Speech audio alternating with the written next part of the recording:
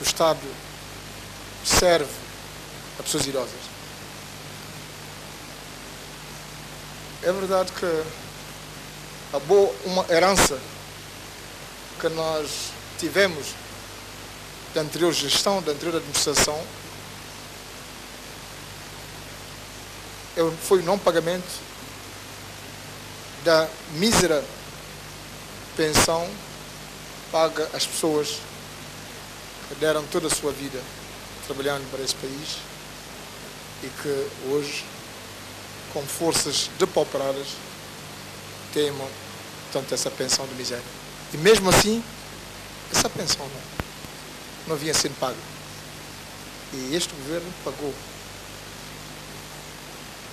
Pagou e tem o propósito de aumentá-la, mesmo com todas as dificuldades. Como também tem o propósito de dar uma pensão à altura das nossas possibilidades, mas mais condigna aos sobreviventes de 53.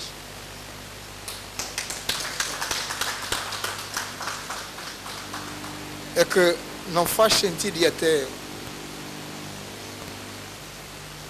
um pouco caricato, que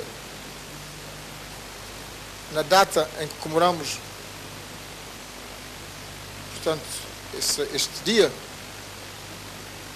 de luta contra a dominação colonial e recordarmos os que pereceram pela nossa liberdade, que nós mostremos a essas pessoas e que não tenhamos um olhar justo em relação à situação em que essas pessoas vivem. Portanto, o Governo, na cena daquilo que disse o Sr. Ministro das Obras Públicas, vai fazer um esforço para que essas pessoas tenham, portanto, um melhor carinho da nossa parte. Aquilo que nós dissemos aqui, senhores deputados, é expressão da verdade. Há ainda algumas coisas que nós não dissemos, não por omitir, por querer, vontade de omitir. Há muitas dívidas. Há dívida que nós vamos pagar em relação ao SCP Trading. Estando aqui a falar como arma de arremesso. Estando aqui de uma forma irresponsável, pisar, se manchar. Houve gente que fez a prisão. E hoje está provado que essas pessoas não cometeram ilícito. E o Estado vai ter que pagar os 5 milhões de dólares e vai ter que pagar, certamente, indemnização às pessoas que fizeram injustamente a prisão. Eu falo com propriedade, hoje, na qualidade de Primeiro-Ministro, ontem, como advogado nesse processo, que conheço profundamente, que alertei as autoridades, alertei as pessoas com poder de decisão para que se acautelasse os interesses do Estado santomense, que não se privilegiasse o aspecto penal dessa questão, porque eu tinha informações precisas e que evitássemos a todo custo que perdêssemos uma oportunidade de uma operação que poderia ter um impacto para diminuir o fardo, né, que nós suportamos com a importação de mercadorias que estão necessárias ao nosso consumo, e, ao mesmo tempo, teríamos a oportunidade de ter um fator que dinamizasse, portanto, o comércio em São Tomé e Príncipe. Nós perdemos essa oportunidade por incúria, por malvadez, por vontade de se querer utilizar um processo como arma de arremesso para se atingir pessoas. E ninguém vem a dizer, o contrário. Eu avisei as pessoas, nós vamos ter que pagar. Nós vamos ter que pagar.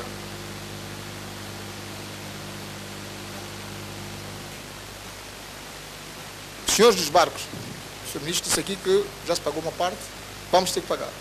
Vamos ter que pagar a sinergia. 3 milhões de euros.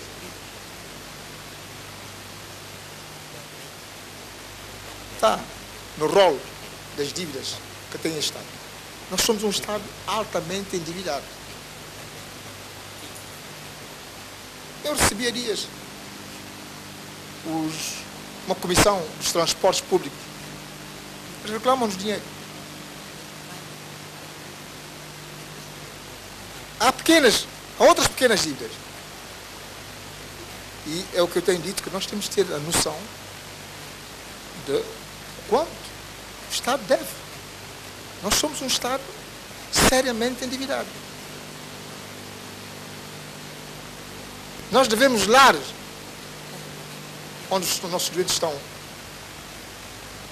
sobretudo em Portugal. Um lar do senhor Valim, que telefona-me quase todos os dias, porque temos dívida. Nós temos a questão dos doentes hemodializados em Portugal.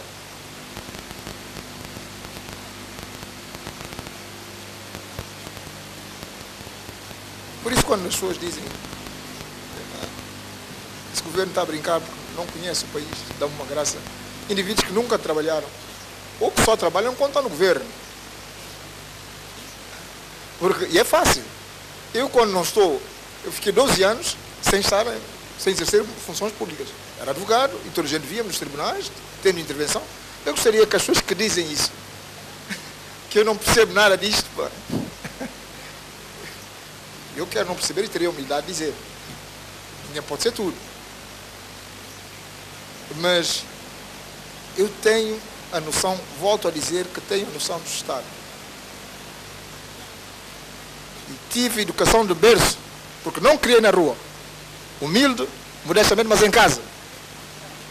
Com chá de berço. E temos que ter muita atenção.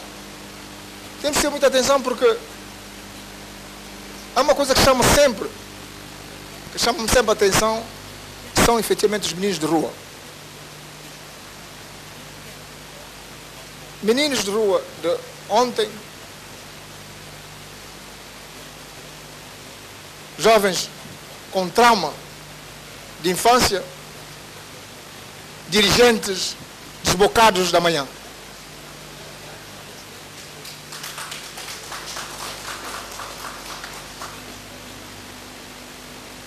Portanto, façamos tudo para que esse conceito de cidadania, que pode fazer com que as nossas crianças sejam bons cidadãos amanhã. E é esse exercício que nós estamos a fazer aqui, capazes de terem uma boa escola, uma boa educação, capazes de assimilarem e de ver exatamente qual é o caminho que nos deve conduzir à felicidade coletiva. E não para uns. Porque quando me dizem, ódio, tem ódio. O ódio que está a fazer o Dr. Gabriel Costa do Dr. Patrício Trovoada. Que disparate. Não é ódio coisa alguma. Eu estou a exercer o meu direito de cidadania, de impedir que o meu país, eu tenho obrigação de o fazer, eu tenho legitimidade para o fazer, porque desde a idade dos 18 anos, que luto pela dignidade dos meus concidadãos, que luto para que um pão possa chegar à boca de toda a gente. Sempre o fiz com responsabilidade, com amor pelo meu próximo, com amor pelo meu povo. Eu não conheço o meu povo só quando eu estou no poder ou quando eu estou em campanha. Eu sou daqui. Eu vou morrer aqui. E eu tenho um compromisso com esse povo. Eu não tenho desígnio, não sou nenhum profeta. Porque há uns profetas, uns falsos profetas da democracia, apregoam, rotulam as pessoas disto e daquilo. Mas é curioso. É por isso que eu insisto sobre a questão da cidadania, porque a cidadania vai fazer com que nós tenhamos cidadãos capazes de se distinguir o bem do mal. Porque as pessoas não querem saber a origem dos fundos que determinadas pessoas ostentam sem poder justificar a origem desses fundos. E o que nós estamos a dizer é que nós não queremos que haja no nosso país, que o nosso país, nosso solo sagrado, paz à alma da Dona Alda do Espírito Santo, que o nosso solo sagrado, que libertamos das amarras do colonialismo, possa servir para que alguns se enriqueçam e façam troça dos outros.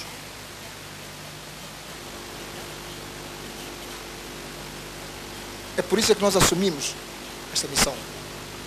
Esta missão difícil, espinhosa, mas uma missão que é nobre. E vamos até onde for possível. E vamos todos, porque aquilo que nós dissemos aqui é que nós dizemos que queremos o desenvolvimento do nosso país. Isto não é uma coisa mágica. Desenvolvimento sustentado do país não é uma coisa mágica. Toda gente que aspira a dirigir tem que ter noções mais elementares de como atingir o desenvolvimento. Eu disse aqui, meus senhores, nós com essa estrutura que temos, nós não vamos a lado nenhum. Nós não fazemos reformas que são fundamentais, não vamos a lado nenhum. Nós não agarramos na classe empresarial para dar coragem à classe empresarial, para organizá-la, para que ela tenha meios. Não vamos a lado nenhum, estamos a fingir. O último governo quis asfixiar a classe empresarial santomense. E são tão maldosos, a história do arroz. Volto outra vez à história do arroz. Quando iam sair, ou melhor dizendo, pouco antes de sair, lançaram um concurso público para importação de alguns géneros mais importantes no cabaz dos géneros que nós necessitamos, que nós utilizamos na nossa vida cotidiana. Fizeram apelo, mandaram cartas aos operadores econômicos para que procedessem à importação. Esses operadores econômicos foram à banca. Toda a gente conhece a taxa de juros. 16, 19 e por aí fora, por cento. 20 e tal, mais para cima de 20%. Fizeram um esforço na mira de poder exercer a sua atividade comerciante e colocaram produtos aqui, entre eles o arroz. O que é que fez o último governo de uma forma leviana? Receberam arroz do Japão, prometeram às pessoas que não iam meter arroz no mercado para que as pessoas pudessem vender o seu arroz. E é normal. Porque o arroz do Japão é um dom que gera um fundo de contrapartida e que está submetido a determinados procedimentos. Pois bem, levianamente meteram arroz do Japão no mercado a 10.500 dólares e 13.500 dólares para o consumidor. Do ponto de vista populista, toda a gente pode aplaudir essa decisão. Mas do ponto de vista de justiça alimentar, não se pode afogar alguém a quem se convidou para poder importar arroz, que todas as contas feitas tinha que vender pelo menos a 16.500 dólares para não perder dinheiro, e mete um arroz a 10.500 dólares para estrangular a pessoa a quem se pediu para fazer esse esforço. É no mínimo desonesto. Depois disse as pessoas, não, eu estou preocupado com o povo pequeno. Isto é uma forma demagógica de se preocupar com o povo pequeno. Isso não obedece esse dumping. Porque se nós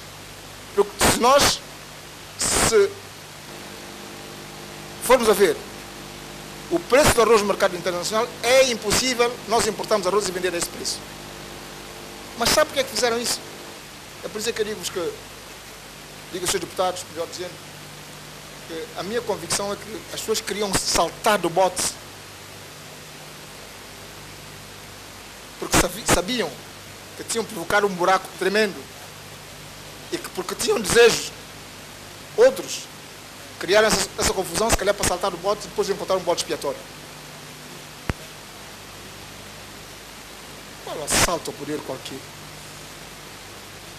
Porque senão, toda a gente sabe que depois de acabar o arroz do Japão, quem vai importar arroz para vender a $13.500? Quem vai vender arroz à perda? E é preciso esclarecer essas pessoas. Esses indivíduos não têm escrúpulo. Eles agarram uma questão que é sensível. Porque baixaram drasticamente o preço do arroz para fazer crer à população que são amigos do povo pequeno. Sabendo de antemão que para que se continue a vender arroz a esse preço, tem que subvencionar. Tem que subvencionar. Tem que se arruinar os operadores económicos, aqueles que fazem disso a sua vida normal, o seu modo de vida normal. Apenas, exclusivamente, por propósitos de natureza política. E nós, quando chegamos, encontramos essa situação. Claro está que psicologicamente o que é que acontece? As pessoas, arroz a $13.500, sobretudo para as famílias de menos rendimento, famílias numerosas, é muito mais proveitoso consumir arroz do que consumir banana. Toda a gente sabe quanto é que está um molho de banana. Cerca de $25.000, se a memória não me falha. Banana pão está a 40. Portanto, estimulou-se o consumo de arroz. Portanto, nós temos hoje necessidade de importar muito mais quantidade de arroz. E o que é que eles estavam à espera? Porque são amigos do povo, porque querem estabilidade. Eles produziram um panfleto a dizer que nós já estamos a vender arroz a $16.000. Nós estamos a subvencionar o arroz.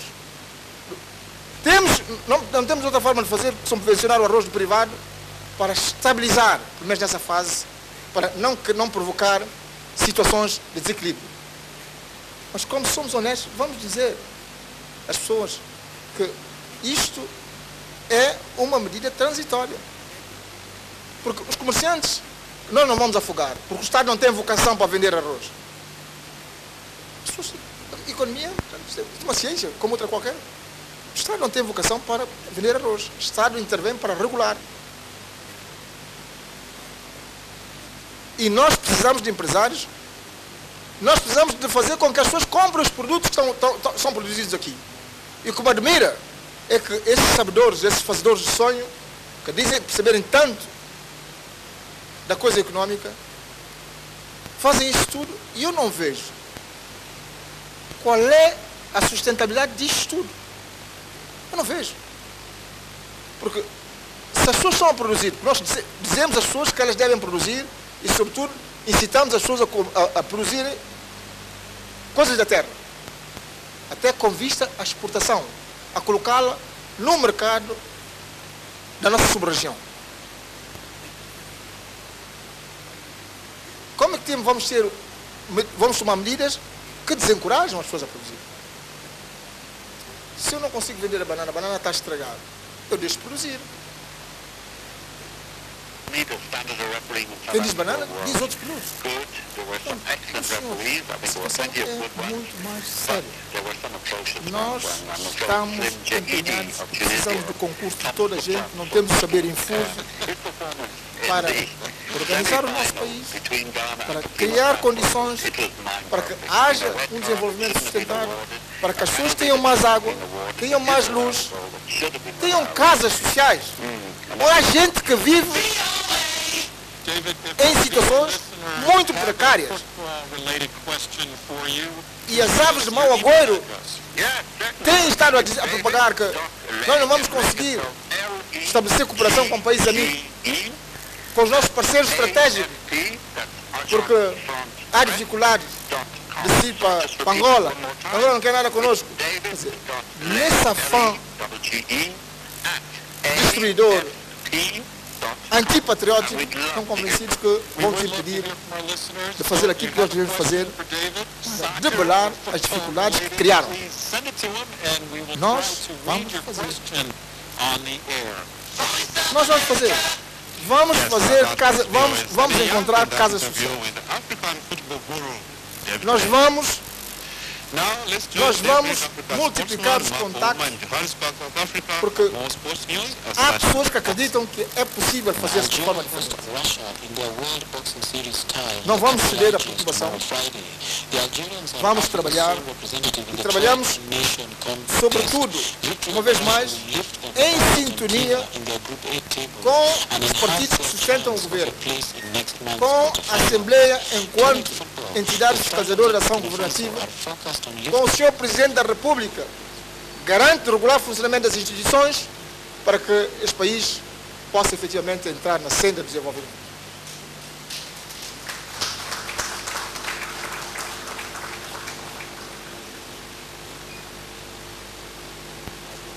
Senhoras e senhores deputados, estaremos disponíveis para toda a informação necessária e submetermos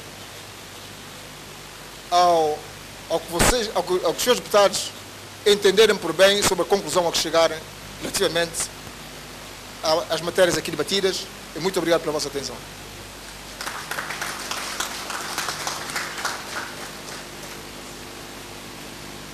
Obrigado, Sr. Primeiro-Ministro, pelas suas últimas palavras.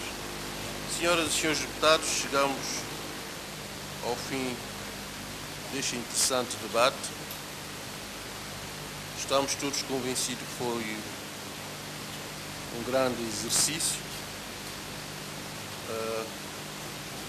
Temos apenas a lamentar a ausência dos nossos colegas do ADI. Temos de sublinhar isso. Esta ausência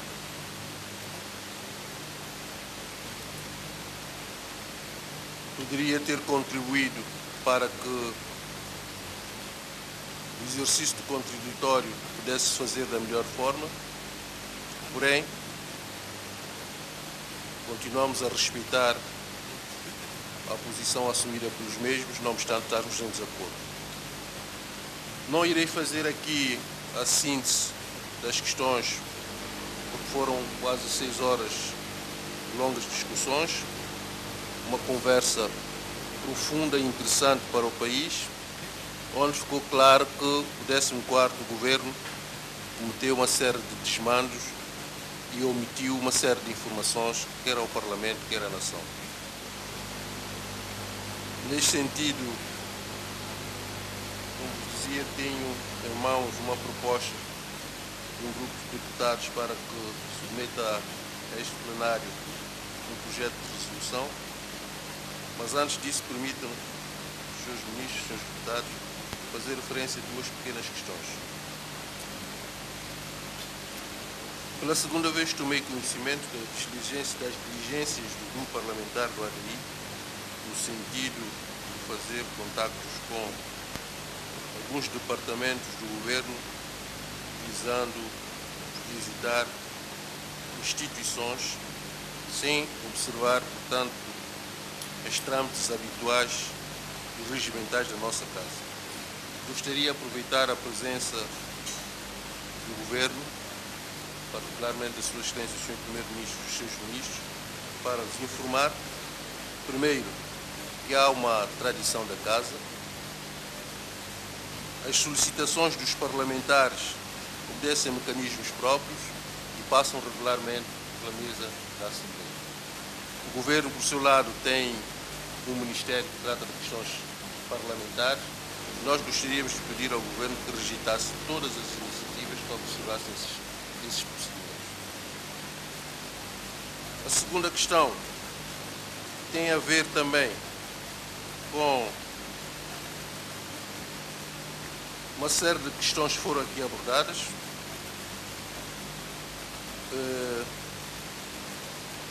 As competências dos parlamentares estão claramente definidas nos estatutos e no regimento da Assembleia.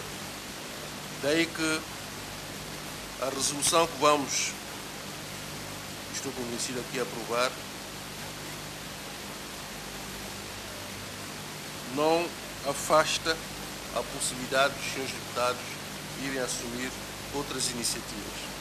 Por isso gostaria de chamar a vossa atenção para estarem plenamente conscientes disso e permanentemente atentos, quer às iniciativas que o Governo vai assumir na sequência desse projeto de resolução, dessa resolução que vamos aprovar, quer no quadro das nossas responsabilidades enquanto parlamentares. Proponho ao Sr. Secretário da Mesa que faça a leitura do projeto de resolução para a sua análise e aprovação. Faça favor, Sr. Secretário.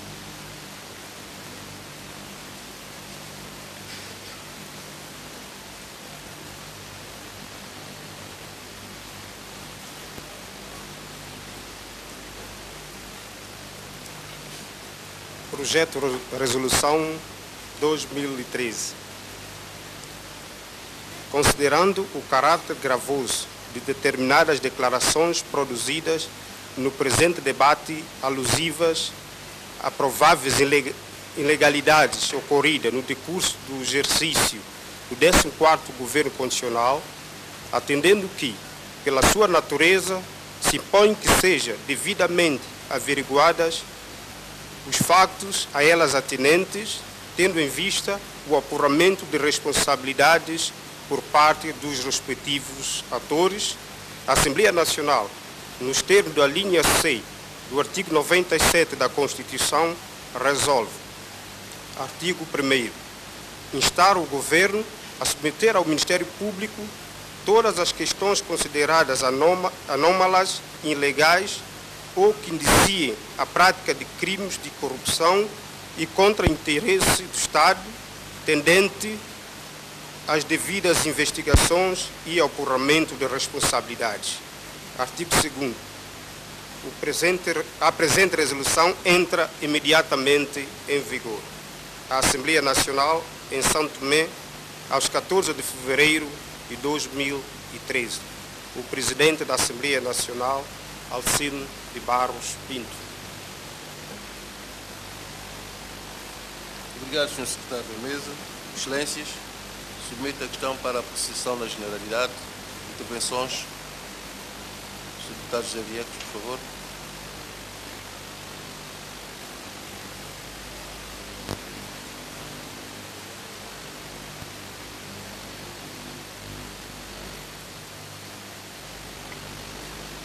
Muito obrigado, Sr. Presidente. Eu gostaria, em nome da bancada parlamentar do MLSTP, de dizer que esse é um expediente que é completamente incontornável. Esse expediente tinha que ser feito, mas ouvimos também o apelo do Sr. Presidente. Nós, em relação a muitos assuntos que foram ditos aqui, iremos propor a criação de comissões parlamentares de inquérito. E, finalmente, para dizer que eu não me lembro na história da República de ter havido, pelas afirmações feitas aqui, tantos indícios de corrupção, de lapidação de bens públicos, de violação dos interesses do Estado. Eu acho que essa Procuradoria-Geral da República podia triplicar o número de gente que está lá para pegar essas coisas a sério. Mas eu, como também tenho muitas dúvidas, essa Procuradoria-Geral da República, com o anterior, deu-nos exemplo de não fazer absolutamente nada para os interesses do Estado. Só fez para os interesses do ADI. Temos agora um novo quadro e estamos convencidos que esta nova direção, que esta nova Procuradoria-Geral fará o papel que a nação precisa.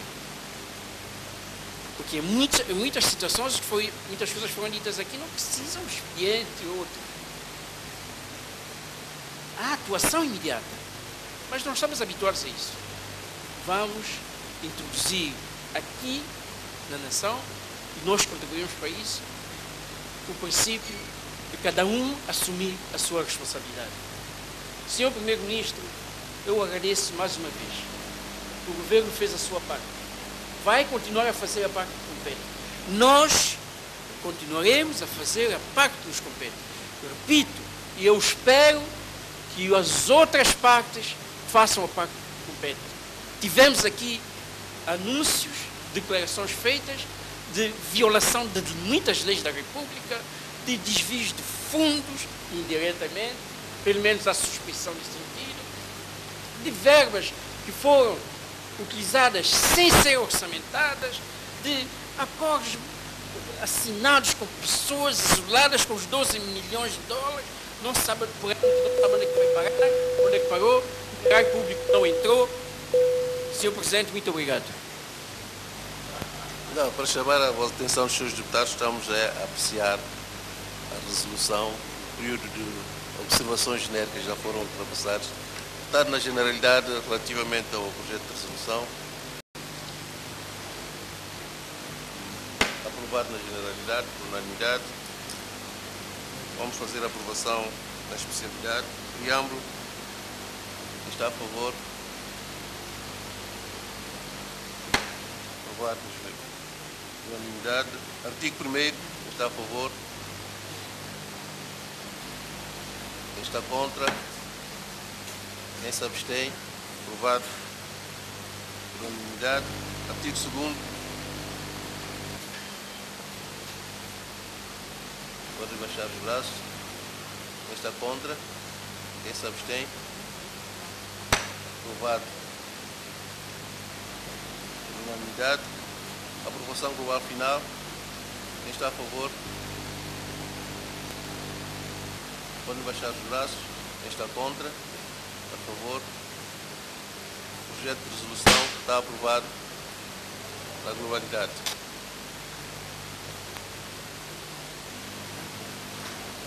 Senhor Primeiro-Ministro, gostaria de aproveitar a ocasião, uma vez mais, para lhe agradecer a si e ao seu elenco governamental. Agradecer também a participação das senhoras e senhores deputados, anunciando-lhes que temos amanhã uma nova sessão e nós gostaríamos desde já contar com a presença da Sua Excelência, Senhora Ministra da Justiça e demais membros do Governo que pudessem brindar-nos com a sua presença. Está encerrada a sessão.